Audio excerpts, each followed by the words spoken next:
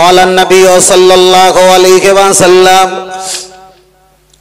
নবী আমার হাদিস শরীফে বললেন, আশ-শাইখু ফি কওমিহি কান-নাবিয়্যু ফি উম্মতি আও কামা ক্বালা আলাইহিস সালাম।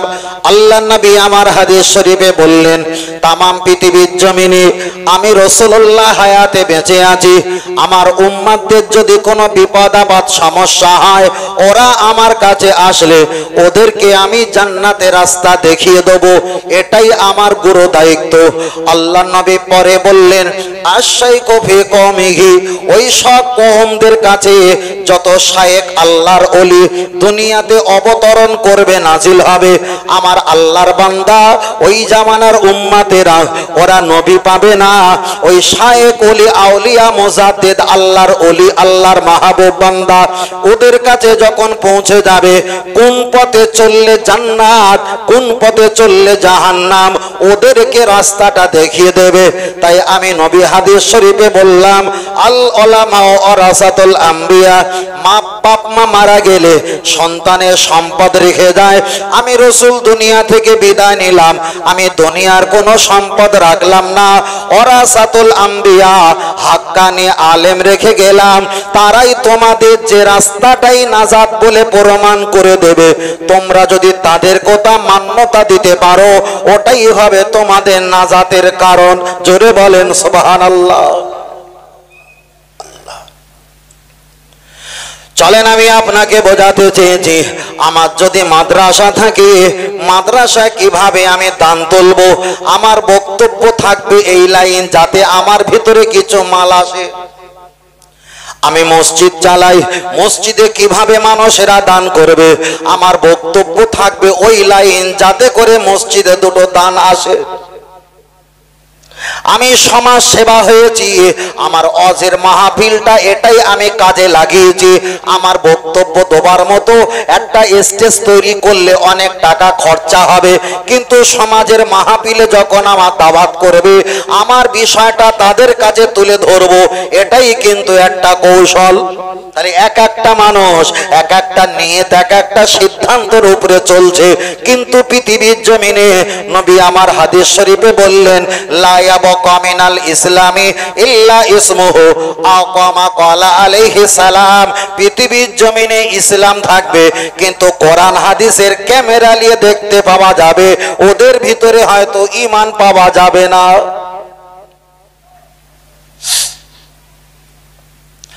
ও আমার জওয়ান যুবকেরা, খুব ভালো করে বুঝবেন, আমি আপনার কাছে হাজার কথা কোরআন হাদিস বলতে না পারলে, আমি একদিকে আল্লাহ এবং রসুলের ভয় এবং তাদের ভালোবাসাটাই আমি আপনাকে ধরিয়ে দিতে পারি। চলেন আগিয়ে চলে যাওয়া যাক। আল্লাহর নবী আল্লাহর কোরআন বলে দিয়েছেন, তোমরা ভালো কাজের আদেশ করবে আর খারাপ কাজের তোমরা নিষেধাজ্ঞা জারি করবে, এটাই তোমরা উত্তম ব্যক্তি হিসাবে দুনিয়াতে দান করা হয়েছে। একদিকে খারাপ কাজের বাধা প্রদান করব, অপরদিকে ভালো কাজের আমরা আদেশ দেব। কিন্তু আমি আপনাকে বোঝাতে চেয়েছি, লক্ষ্য করে দেখা যায় আমরা যারা এখানে বসে আছি, আমরা প্রত্যেকে ইমানদার, প্রত্যেকে মুসলমান, কিন্তু আমাদের ইবাদত কম আছে, এটা আমরা স্বীকার করি। আমরা যে আল্লাহ এবং নবীকে ভালোবাসি, এটা আমাদের বিশ্বাস।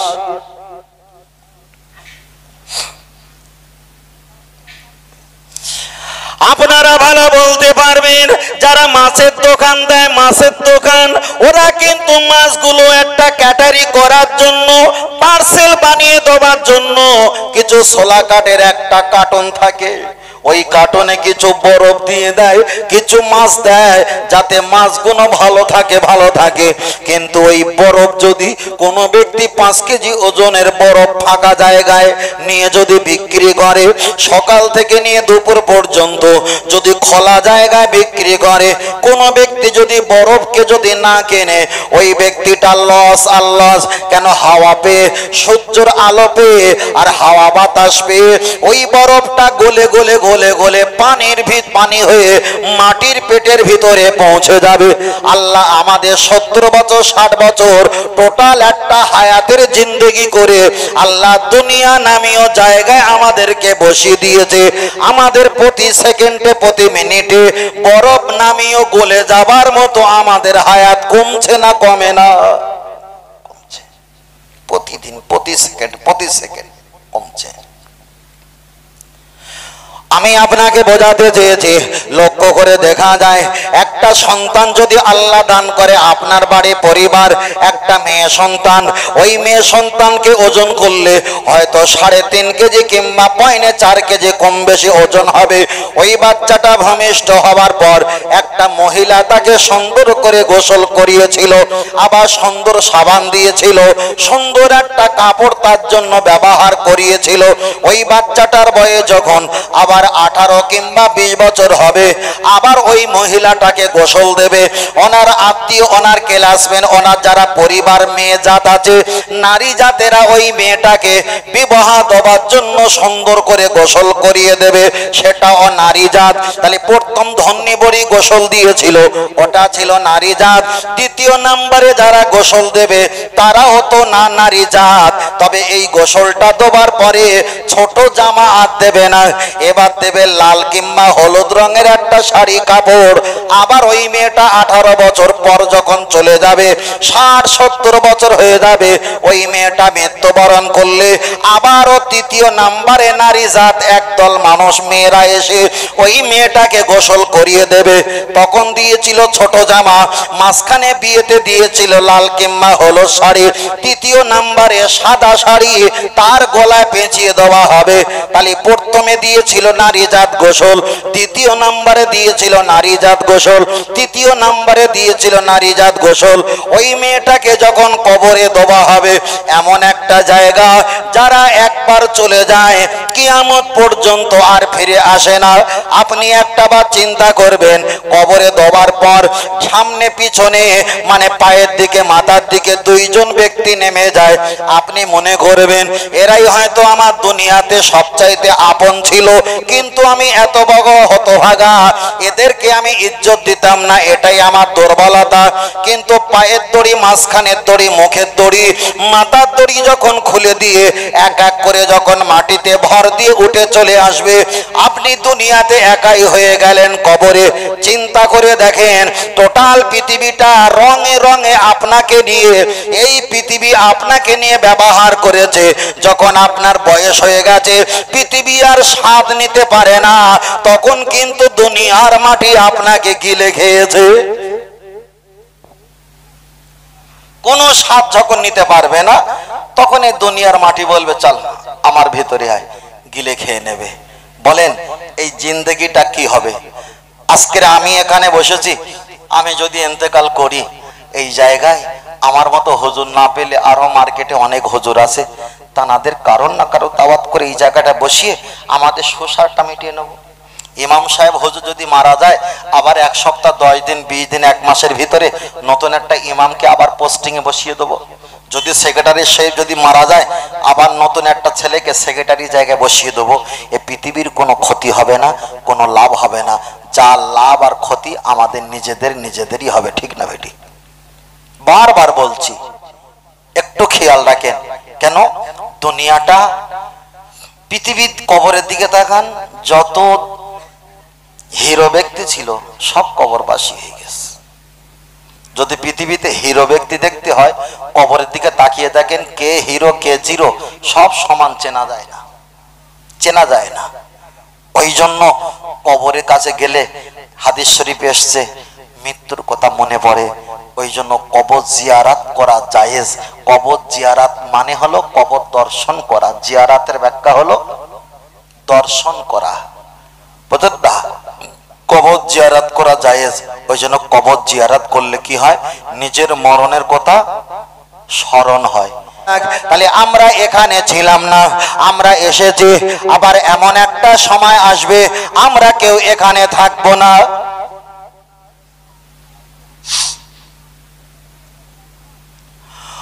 ও আমার সোনা মানিকের, আমি আপনাকে বোঝাতে চাই, চলেন একটা বার এগিয়ে যাওয়া যাক। হাসরের ময়দানে আল্লাহ আল্লাহ নবী জানিয়েছেন আনা খাতামুন নবিয়িন আলা নবিয়্যা বাদি, আমি হলাম শেষ নবী, আমার পরে আর কোন নবী নাই, কোন নবী নাই। আল্লাহ নবী বললেন আনা সাইয়্যিদু উলদি আদামা ইয়ামাল কিয়ামা, আমি রাসূলুল্লাহ কিয়ামতের ময়দানে আমি সরদার হব, আমি লিডার হব, আমার ওসিলায় আমার উম্মাতানেরা নাজাত পেয়ে যাবে। এবার একটা বার বলবেন আমাদের সমাজে বাচ্চাদের আমরা খাতনা করে, খাতনা কারদান মানে বাচ্চাদের লিঙ্গর অগ্রভাগের চামড়াটা, অবশিষ্ট চামড়াটা আমরা কেটে দুই টুকরা করে আলাদা করে দেই। একটা বার চিন্তা করবেন বাচ্চার যদি মুসলমানি দোয়া হয়, মুসলমানি দোয়াটা সুন্নাত না ফরজ? সুন্নাত। খুব ভালো করে বুঝবেন কতটা লস করছি। খাতনা করা মুসলমানি দোয়া এটা হলো সুন্নাত। মাথায় টুপি দেওয়া, আতর গোলাপ মাখা সুন্নাত। একজনকে সালাম দেওয়া সুন্নাত। ঈদের মাঠে গেছেন, যে রাস্তা গেছেন অপর রাস্তা দিয়ে ঘুরে আসা ওটা হলো সুন্নাত। দাড়ি রাখা, দাড়ি রাখা সুন্নাত না, দাড়ি রাখা ফরজ। বসিরহাট হুজুরের নামাজ ফতোয়া আমিনিয়াতে আছে, কেউ বলেছেন ওয়াজিব, কেউ বলেছেন ফরজ, তবে এক মুষ্টির নিচে কাটা সুন্নাত। দেখেছেন কত বড় বিপদ। এত বছর শুনে এসছি না দাড়ি রাখা সুন্নাত। বসিরহাট হুজুর ফতোয়া আমিনিয়াতে আছে, খুলে দেখো। তাহলে আমি আপনাকে বলছিলাম লক্ষ্য করে দেখা যায় আতর গোলাপ মাখা সুন্নাত, মাথায় টুপি দেওয়া সুন্নাত, পাগড়ি বাঁধা সুন্নাত, গোল পিরহান পরা এটাই হলো সুন্নাত, বাচ্চাদের খাতনা করা এটা হলো সুন্নাত। তাহলে একটা বাচ্চার মুসলমানি দেওয়ার জন্য, খাতনা দেওয়ার জন্য যদি আমাদের 25-30 হাজার টাকা খরচা হয়, তাহলে মাথায় টুপি দেওয়া ওর চাইতে তো বড় সুন্নাত। তাহলে এখানে তো অন্তত 5,000 টাকা খরচা করা দরকার। কিন্তু সমাজের দিকে তাকিয়ে দেখো, বাচ্চার খাতনা করার জন্য হাজার হাজার টাকা ব্যয় করা হয়, কিন্তু মুখে দাড়ি রাখা যে ফরজ, কিন্তু তার মুখে দাড়ি ওঠে না। এবার বলবেন হুজুর আমি নামাজ না পড়লে আমার ঈমান ঠিক আছে, আমি রোজা না রাখলে আমার ঈমান ঠিক আছে, আমি হজ না করলে আমার ঈমান ঠিক আছে। চলেন একটা হাদিস শরীফ বলা যাক। নবী আমার হাদিস শরীফে বললেন লা সালাতা ঈমানা, কেউ কে বলেছে যার নামাজ নেই তার ঈমান নেই। অন্যান্য মতপথের মাযহাবের যারা মানুষ আছে, আলেম আছে, তারাই আবার ফতোয়া দিয়েছে বেনামাজিদের কোনো ঈমান নাই। কিন্তু আমরা হানাফি মাযহাবের মানুষ বেনামাজিদের আমরা ঈমান হারা বলি না। আল্লাহ,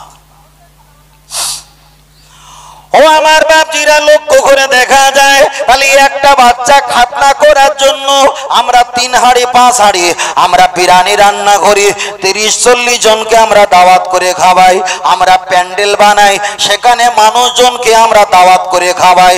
বাপ মা কত নির্লজ্জ, কত বেহায়া না হলে এমন কর্মকাণ্ড করতে পারে না।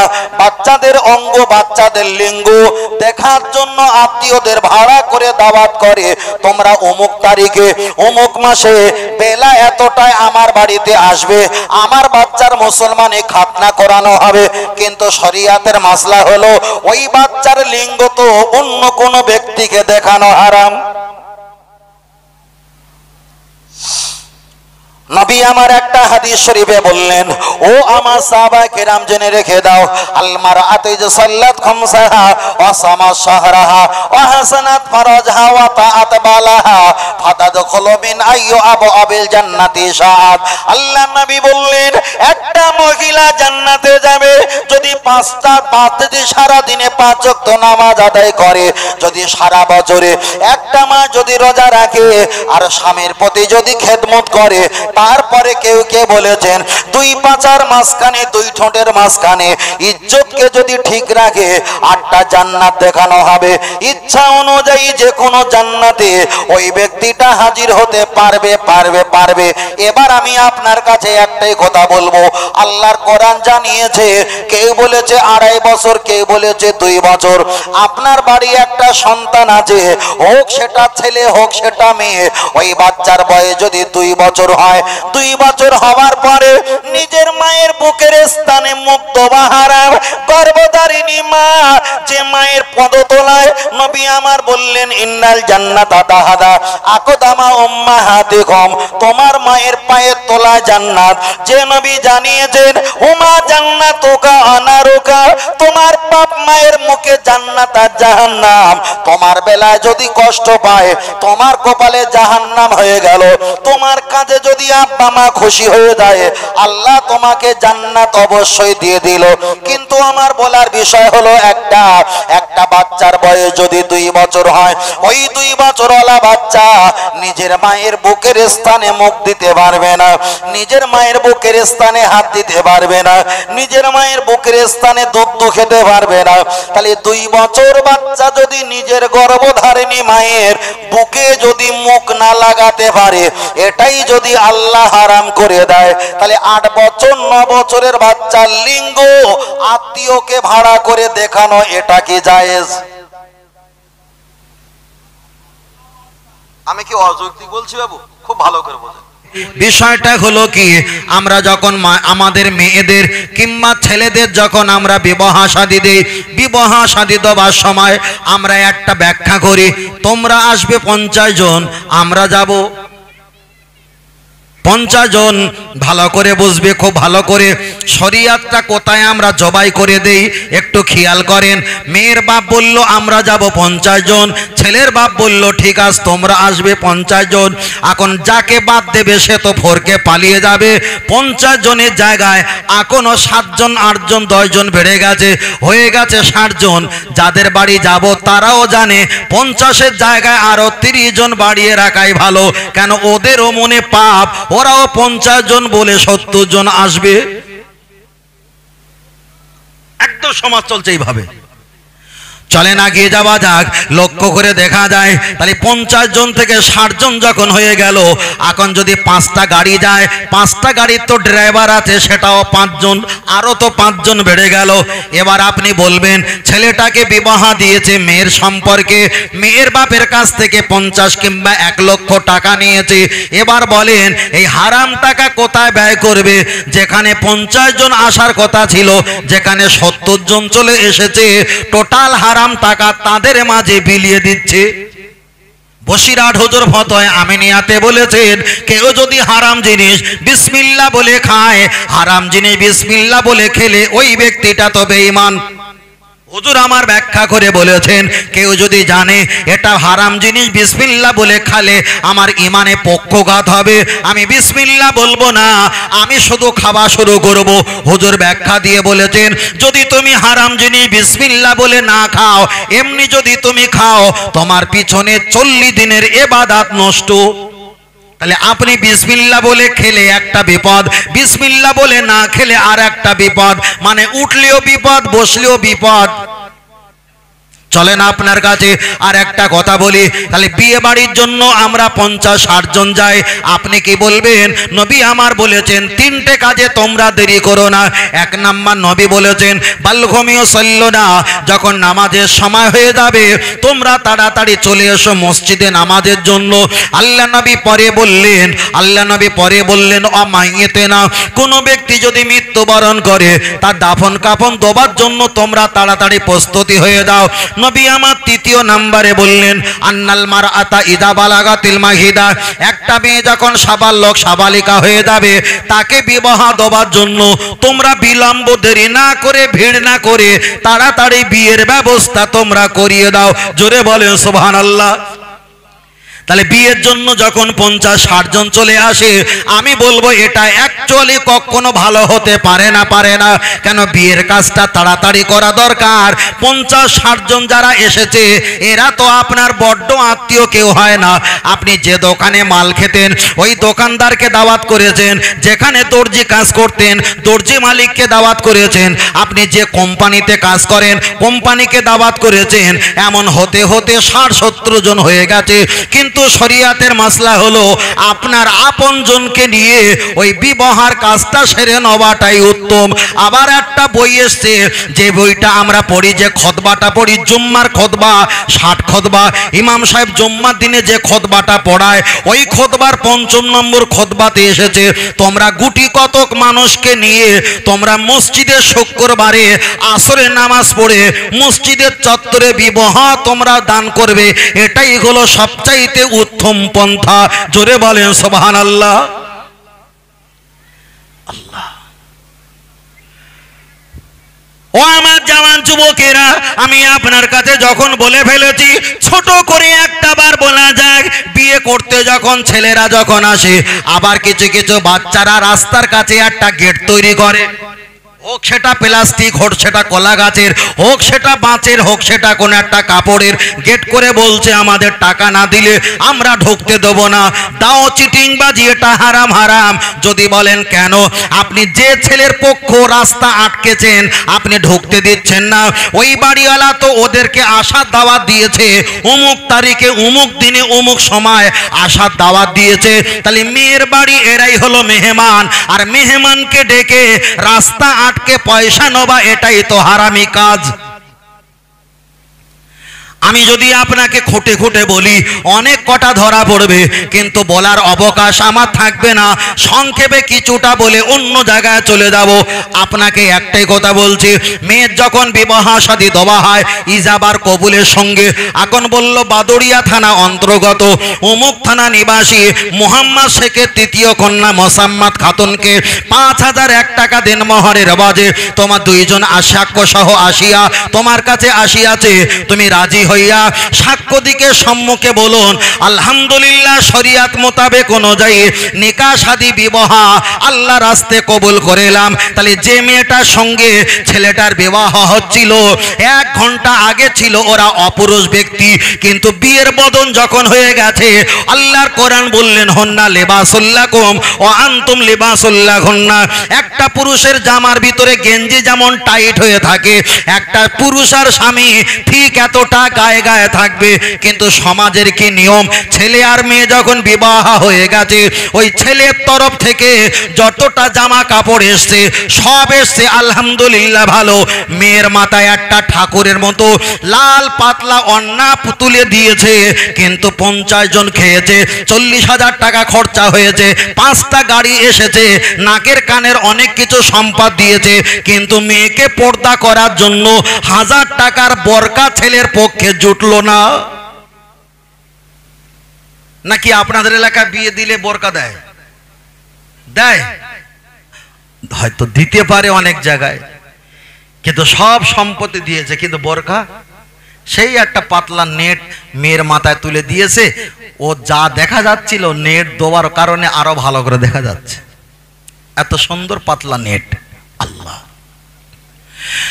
ও বাপজিরা, আমি আপনাকে বোঝাতে চেয়েছি, বসিরহাট হুজুর কোন একটা জায়গায় জানিয়েছেন, আল্লাহ নবীর হাদিস শরীফ দিয়ে বললেন আত্তাইয়ুসুল ইয়াদখুলুল জান্নাহ, কোন ব্যক্তি জান্নাতে যেতে পারবে না, ওরা হলো সেই ব্যক্তি দায়ুস নামীয় ব্যক্তি যারা স্ত্রী পরিবার পরিজনকে পর্দার ভিতরে রাখতে পারে না, ওরা কোশ্চিনকালে জান্নাতে যেতে পারবে না, পারবে না।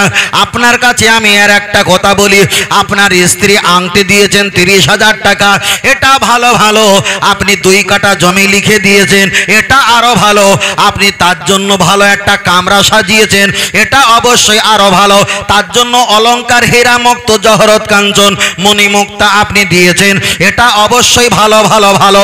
কিন্তু নবী আমার একটা হাদিস শরীফ বললেন আর দুনিয়া কুল্লুহা মাতাউন খায়রুম মাতাইদ দুনিয়া ইমরাতুন সালিহা আকামা ক্বালা আলাইহিস সালাম, পৃথিবীর জমিনে একটা পুরুষের শ্রেষ্ঠ খাদ্য হলো নির্ভেজাল নারী, সেটা হলো ইমরাতুন সালিহা। তাহলে একটা নারীর যদি এরকম ব্যাপার নিয়ামতি আমার আল্লাহ দান করে, তাহলে স্ত্রী আংটি দিয়েছেন, মোবাইল দিয়েছেন, অ্যাকাউন্টে টাকা দিয়েছেন, তার অলংকার কিনে দিয়েছেন, কিন্তু 1000 টাকা বোরকা যদি আপনি না দাও, 1 হাত সেলাই করতে গিয়ে 5 হাত বাবা ছিঁড়ে যাবে। আপনার ওই স্ত্রী যদি জাহান্নামে যায়, কোনো একটা কেতাব এসেছে আতাবুল মাসাজিদ, যত সম্ভব কেতাব হাদিস হাদিসটা আবু হুরায়রা থেকে বর্ণনা করেছেন, একটা স্ত্রী যদি বেপরদার কারণে জাহান্নামে যায়, ওর বড় ছেলে, ওর স্বামী, ওনার ভাই, ওনার দেখা যায় আব্বা, এই চারটে পুরুষকে নিয়ে আল্লাহর কঠিন জাহান্নামে যাবে। আমি আপনাকে বোঝাতে চেয়েছি, আপনি নামাজ পড়বেন, আপনার স্ত্রীকে নামাজের কথা বলবেন, আপনার স্ত্রী পড়ুক আর নাই পড়ুক, আপনার তার জন্য জাহান্নামে যেতে হবে না।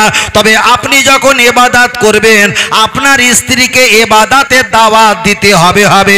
ইতিহাস খুঁজলে পাওয়া যায় অনেক নবী ছিল, নবীদের স্ত্রীগুলো বেঈমান কাফের ছিল, কিন্তু কলেমার দাওয়াত দিয়েছিল, তারা নেয়নি, তারা জাহান্নামী হয়ে যাবে, নবীদের কোনো যায় আসে না। আপনি নামাজি, আপনার স্ত্রীকে নামাজে দাওয়াত দেবেন, সেই স্ত্রী মানলো আর নাই মানলো, এরপরে আল্লাহ আপনার কাছে কৈফাত নেবে না। জোরে বলেন সুবহানাল্লাহ। আল্লাহ সব চাইতে আমাদের সমাজে মোবাইল আসার পরে একটা বিধিখিস্তি পরিবেশ তৈরি হয়েছে। হি হি হা হা খিকি হাসি শুরু করে দেয়, বাচ্চা দেখে, বাচ্চার মাও দেখে, একদম বাচ্চার গোষ্ঠী সহ চোখ কি দেখলো, বুঝলেন না? আর যাদেরকে সামনে মোবাইল খুললে আসে, এরা এত নিচু বংশের জাতের মানুষ, এদের সঙ্গে আমাদের মুখ কিয়ামত পর্যন্ত মানে জীবনে দেখা হতো না, কিন্তু আজকের মোবাইলের কারণে দেখতে পাচ্ছি। এরা এত নিচু জাতের, কে ঘটে গোড়াচ্ছে, বলছে আমার ছেলে দেখেন হাগু করেছে, পায়খানা করেছে, মোবাইলে দেখাচ্ছে। দেখেন আমি সেটা রান্না করব, তোমার দাদা ভাই সবে উঠেছে, সেটাও মোবাইলে দেখাচ্ছে।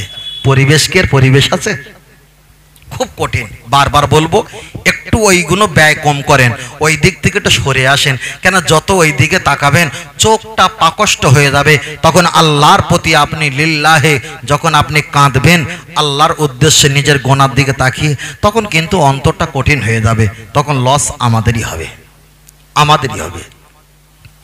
চলেন আমি আপনাকে বলছিলাম, তাহলে হঠাৎ করে দুটো একটা আমি মশলার বিষয়টা বলে ফেলেছি। চলেন আপনার কাছে আর একটা কথা বলি, আমরা নামাজ পড়ব, আলহামদুলিল্লাহ আমরা ইবাদত করব। নবী আমার হাদিস শরীফে জানিয়েছেন, আফদালুল ইবাদাতি সালাত, সবচাইতে বড় ইবাদত সেটাই হলো নামাজ। আল্লাহ নবী পরে বললেন, আফদালুত তিলাওয়াতুল কোরআন, সবচাইতে বড় তেলাওয়াত সেটাই হলো আল্লাহ পাকের কোরআন।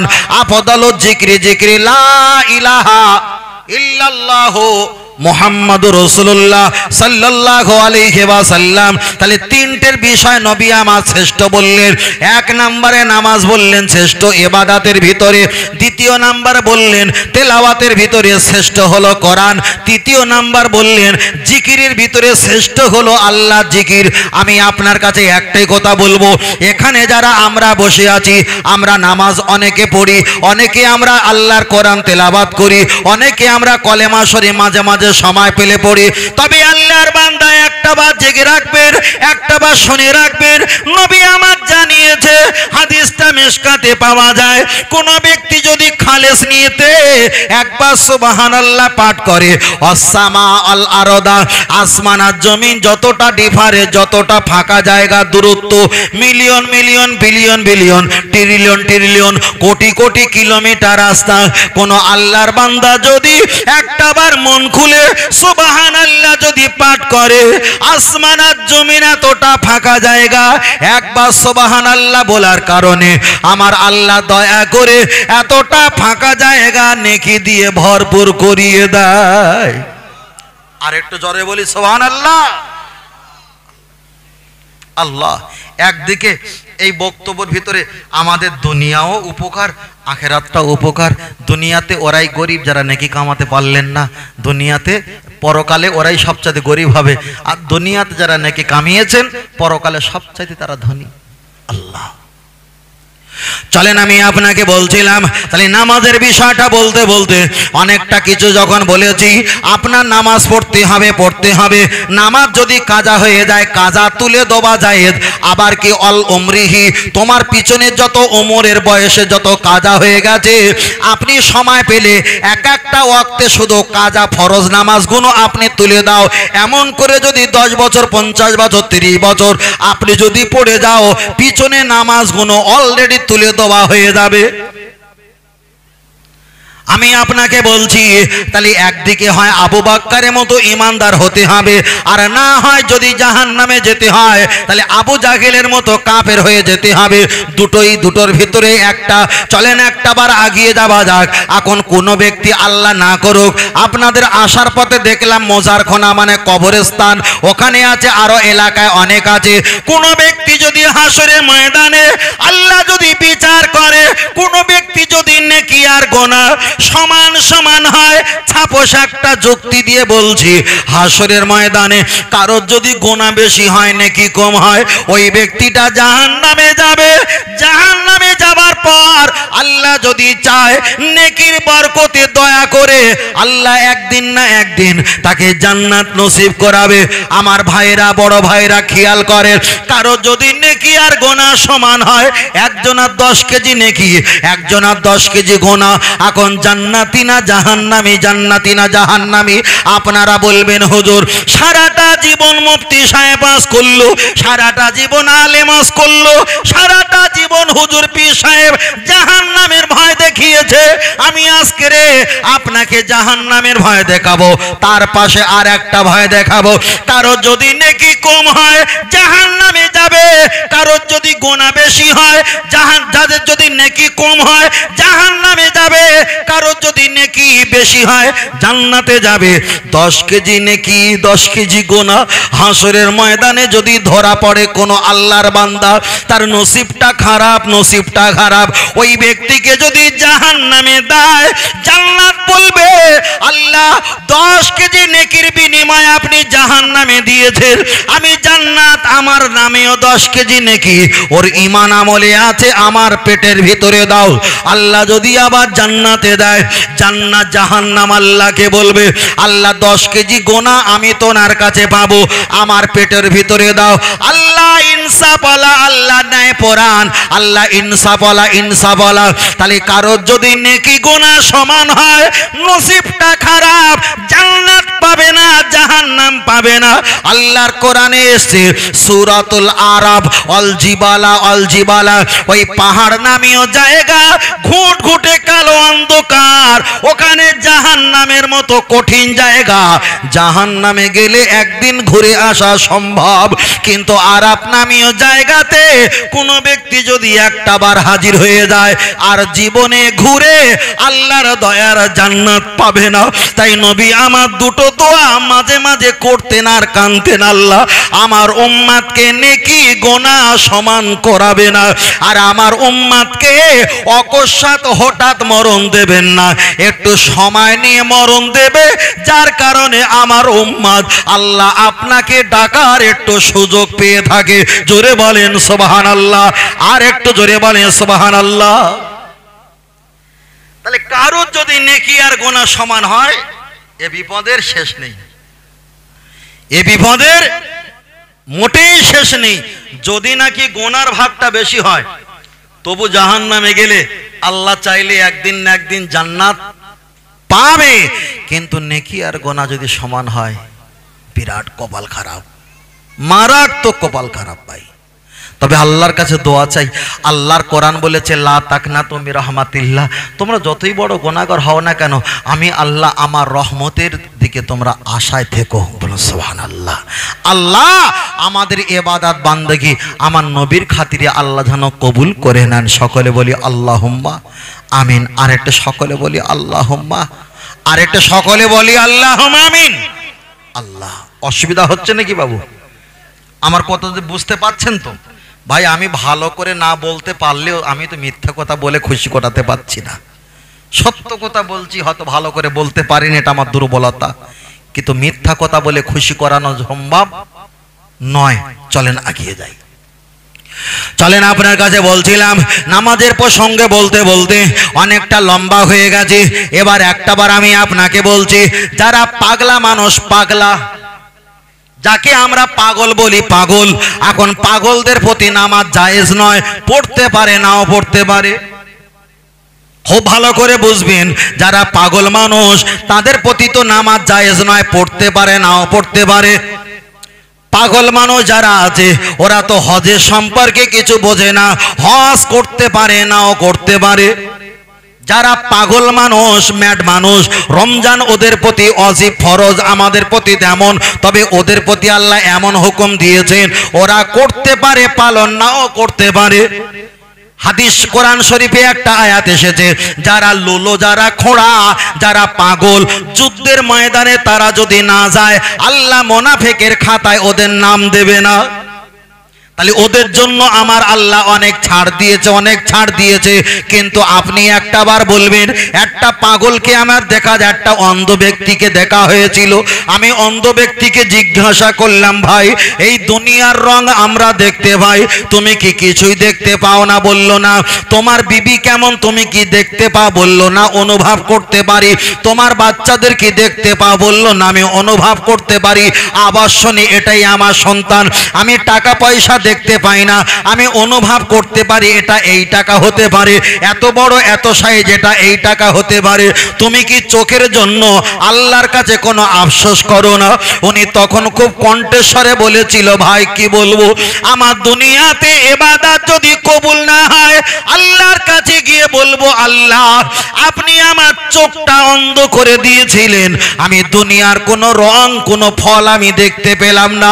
আল্লাহ আপনার কাছে আমি কোনো দরখাস্ত করলাম না, আমি নাখোশ হলাম না, আপনার বিচারের প্রতি আমি অসন্তুষ্ট হলাম না। আপনি যাতে রাজি ছিলেন আমি তাতে রাজি ছিলাম।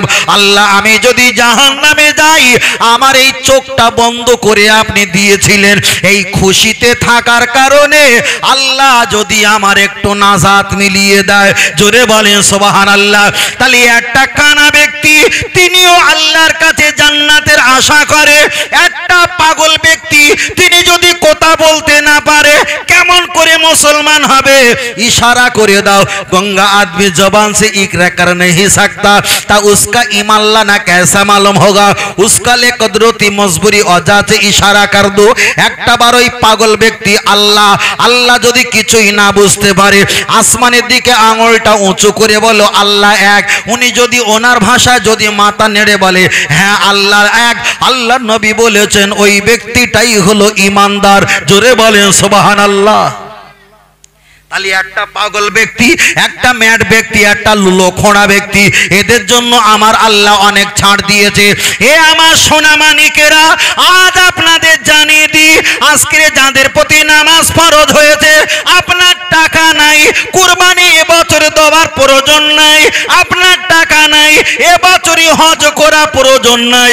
ও আল্লাহর বান্দা, টাকা নাই, আপনার ফেতরা দেওয়ার প্রয়োজন নাই, বরং ফেতরার মাল তুমি নিতে পারো। টাকা নাই, যাকাত দেওয়ার প্রয়োজন নাই, বরং যাকাতের সম্পদ তুমি নিতে পারো। তোমার টাকা নাই, হজ করার প্রয়োজন নাই, টাকা নাই, দান ফেতরা করার প্রয়োজন নাই, বরং দানের মাল তুমি নিতে পারো। কিন্তু জেনে রেখে দাও, একটা পীর সাহেবের প্রতি যতটা নামাজ ফরজ, একটা ভ্যান চালকের প্রতি ততটাই নামাজ ফরজ। একটা ব্যক্তি সবার লোক যিনি হয়েছে তার প্রতি যতটা নামাজ ফরজ, একটা ইমাম হাফেজ আলেম হুজুর তাদের প্রতি অতটাই নামাজ ফরজ। তবে জেনে রেখে দাও, টাকা যদি না থাকে যাকাত দিও না, কোরবানি করো না, হজ করো না, ফেতরা দিও না, বরং যাকাতের ফেতরা মাল তুমি খেতে পারো, তোমার জন্য জায়েজ। তবে দুনিয়াতে যতদিন বেঁচে থাকবেন আমি যে আল্লাহর গোলাম প্রমাণ দিতে হবে। আপনাদের কেবলার দিকে আপনি পাটা লম্বা করতে পারবেন না, কিন্তু বসিরহাট হুজুর নামাজ শিক্ষায় বর্ণনা করেছেন, একটাবার আগিয়ে চলে যাও। তুমি যদি দাঁড়িয়ে দাঁড়িয়ে নামাজ পড়তে না পারো, তোমার মাথাটা যদি ঘোর খায়, তুমি একটাবার বসে নামাজ পড়ো। পা গুটিয়ে যদি নামাজ পড়লে পায়ের যন্ত্রণা ব্যথা যদি অনুভব হয়, তুমি আল্লাহর কাবার দিকে পাটা লম্বা করে দাও। তুমি যদি উজু করলে তোমার রোগের পরিমাণটা যদি বেড়ে যায়, রোগ যদি আরো বেড়ে যায় সম্ভাবনা থাকে, তুমি তায়াম্মুম করে নাও। তুমি যদি সেজদা দাও, মাথার যন্ত্রণা যদি বেড়ে যায়, দোনো আইদিয়া কম দুটো হাত, এটাই তুমি নামাজের মুসাল্লা বানিয়ে টুপ টুপ করে সেজদা দাও। যদি তুমি তাও ঝোঁকাতে না পারো, তুমি একটাবার ইশারা ইশারা সেজদা দাও। তোমার টাকা নেই, হজ করো না, টাকা নেই, যাকাত দিও না, টাকা নেই, কোরবানি দিও না, কিন্তু মরণের যদি 5 মিনিট বাকি থাকে, আমি যে আল্লাহর গোলাম, আপনাকে ইশারা ইঙ্গিতে ইবাদত নামাজ পড়ে আল্লাহকে বোঝাতে হবে আল্লাহ আমি যে আপনার গোলাম, এটাই হলো তার প্রমাণ। আর একটু জোরে হবে না সুবহানাল্লাহ? ফের বলছি বাবা, সবচাইতে বড় ইবাদতটা হলো নামাজ। নামাজ কাজা হয়ে গেছে, ঠিক আছে, কাজাটা তুলে নেন। দুনিয়াতে চলার পথে নামাজ কাজা হবে, এটা স্বাভাবিক, অস্বাভাবিক কিছু না, এটা স্বাভাবিক। কিন্তু কাজাটা তো তুলে নিতে হবে, নামাজ তো পড়তে হবে। তার বারবার বলছি, প্রথম কোথার দিকে খেয়াল রেখে। বাড়িতে বৌমা বলছে, আব্বাজি আপনি নামাজ পড়ছেন, পড়েন, আমি ভাত খুলছি।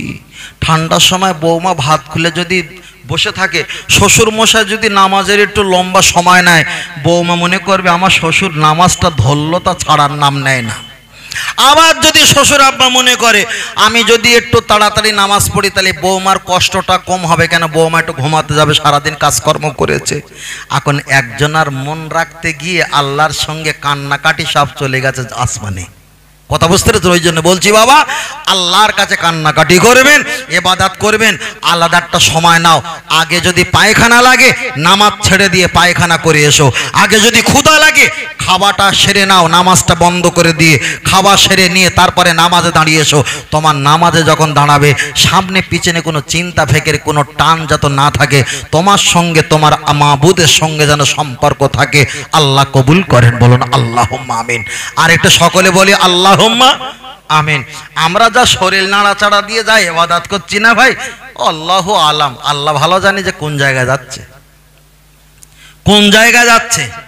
নামাজ পড়তে যখন যাব, তখন 3-4 জন একসঙ্গে যায়, মানে ও অন্যজনের বিরুদ্ধে রিয়াকশন হচ্ছে। আবার নামাজ পড়া হয়ে যাওয়ার পর আবার 3-4 জন না হলে 2 জন বার হয়েছে, আর একজন সাথী বার না হলে এ মুসল্লি পা তোলে না। ওই সাথী যখন আবার আসলো, আবার এই 3-4 জন আবার একটা দল হয়ে আবার বাড়িতে, মসজিদ থেকে বাড়িতে ফিরছে। যাবার সময় গীবত করতে করতে গেছে, আসার সময় গীবত করতে করতে আসছে। কি হয় বাবা, 90 বছর পড়ে যা কাজ হবে বলে মনে হয় না। ইমাম সাহেব যদি একটু দোয়া ছোট করে ধরে, আচ্ছা কেন বলো দিন, ইমাম সাহেব তো এরকম ছোট দোয়া তো কখনো করে নাজ করলো কেন? চললো এখন 5 মিনিটের রাস্তা। কথা বুঝতে পেরেছেন? ইমাম সাহেব যদি দোয়া লম্বা করে ধরে, আজকের এত দোয়া লম্বা করলো কেন? কোনো কি সমস্যার কারণে পড়েছে ইমাম সাহেব নাকি? আবার যদি কেরাত বড় করে, কখন কোন কেরাত ধরতে হয় এ কাণ্ড জ্ঞানটা হুজুরের নেই। হাজার হাজার সমস্যা। তুমি জানো বাবা, সমাজের একটা আলেম, সমাজের একটা ইমাম হাফেজ সমাজের জন্য যতটা কষ্ট করে, এতটা কষ্ট যদি এক জায়গায় করা হয়, একটা পাহাড়ের সমান হবে। সমাজের নেতা, সমাজের মাতব্বর আমাদের জন্য এত কষ্ট করতে পারবে না, যা আমাদের জন্য আমাদের এলাকার হাফেজ আলেমগুলো যতটা সময় দেয়।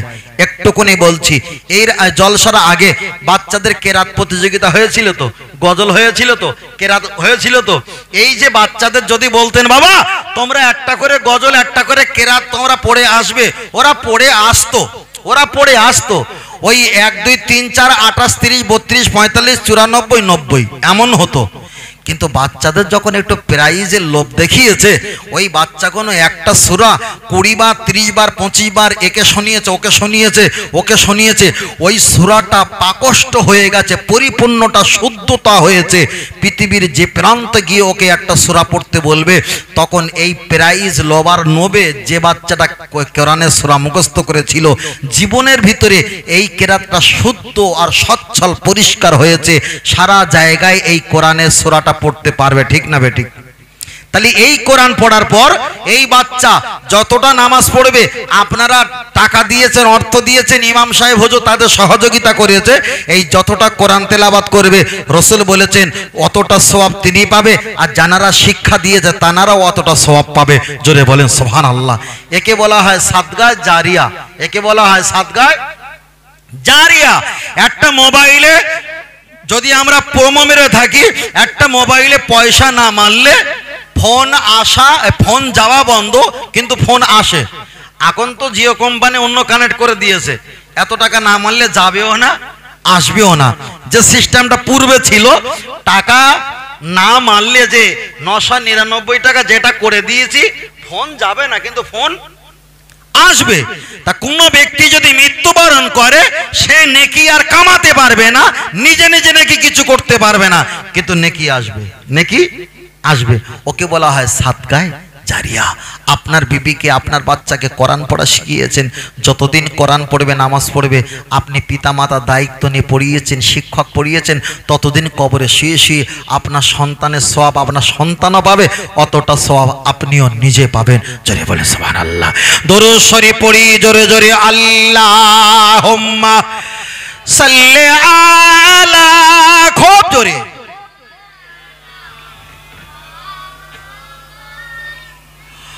ওয়ালা আলি সাইয়্যিদিনা।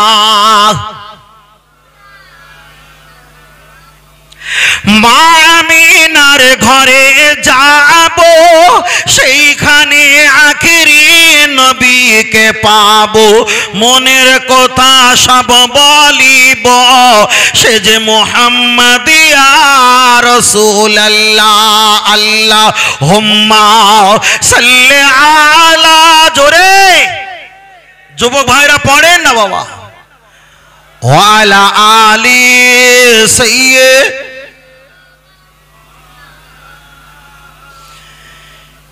এ জিন্দেগিতে যাহার জবান নবীর প্রশংসা করে না, সে তো ভাইজান কঠিন দিনে নবীর শাফাআত পাইবে না।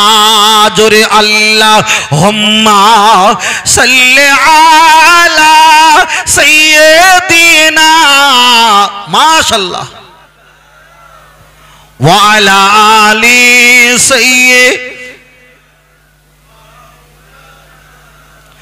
সাল্লাল্লাহু আলাইহি ওয়া সাল্লাম। আল্লাহ আমাদের সকলকে কবুল করেন, বলেন আমিন। আর একটু জোরে হবে না? আর একটু জোরে হবে না? আল্লাহর ওলি বান্দা রাস্তা দিয়ে যাচ্ছিলেন, বয়স্ক মানুষ, যেতে যেতে একটু তন্দ্রা ভাব হলো, গাছের তলায় ঘুমিয়ে পড়লেন। মাটির তলা দিয়ে কোরআন তেলাওয়াতের আওয়াজ। আল্লাহর ওলি বান্দা বড় কাশফদার, আল্লাহর মাহবুব বান্দা, সঙ্গে সঙ্গে কবরবাসীর সঙ্গে কানেক্ট করে দিয়ে জিজ্ঞেস করছে, বাবা তুমি কে? আমি বিয়াদবি হয়ে গেছে। হুজুর আমি একটা হাফেজ। বাবা তোমার এখানে কবর ছিল, আমি অতটা খেয়াল করার সুযোগ পেলাম না, ক্লান্ত ছিলাম। তুমি কবরে বসে বসে কোরআন তেলাওয়াত করছো, আমি মাথায় কান দিয়ে শুনতে পাচ্ছিলাম। হুজুর আমি হাফেজ, তবে কবরে কোরআন তেলাওয়াত করছো, কারণটা কি? হুজুর আমি হাফেজ হয়েছিলাম, আমার মা দোয়া করেছিল, আল্লাহ আমার বাচ্চাকে হাফেজ করিয়েছো, কিন্তু অল্প সময় বয়স দিয়েছো, বেশি বয়স দিলে না, কোরআন তেলাওয়াত করার সুযোগ পেল না। আমার বাচ্চার জন্য দোয়া করি, আল্লাহ আপনি যদি কবরে নিয়ে নেন, আমার বাচ্চার কোরআন তেলাওয়াতের সুযোগ করে দিও। বলো সুবহানাল্লাহ। হুজুর তাই কবরে আমি কোরআন তেলাওয়াত করছি, কিন্তু এখানে আমি কোরআন 1000 বছর তেলাওয়াত করলে এক পিস নেকি দেবে না। কেন? আমলের দরজা বন্ধ, আমি নিজে কিছু কামাতে পারবো না, কেউ যদি আমাকে দেয় এটা বলো। জিজ্ঞেস করছে, বাবা তুমি কত বছর ধরে কোরআন তেলাওয়াত করছো? হুজুর এখানে তো রাত দিন কিছু বোঝা যায় না, তবে একটা বলো বাবা। হুজুর আমিরে মুয়াবিয়ার সঙ্গে যখন যুদ্ধ চলছিল, তখন আমার শরীরটা অসুস্থ ছিল, এটা আমার খেয়াল আছে, তারপরে আর বলতে পারি না। হুজুর হিসাব করে দেখলো আমিরে মুয়াবিয়া থেকে নিয়ে ওই পর্যন্ত 300 বছরের ব্যবধান, তাহলে উনি 300 বছর ধরে আল্লাহর কোরআন পড়ছে। বলো সুবহানাল্লাহ।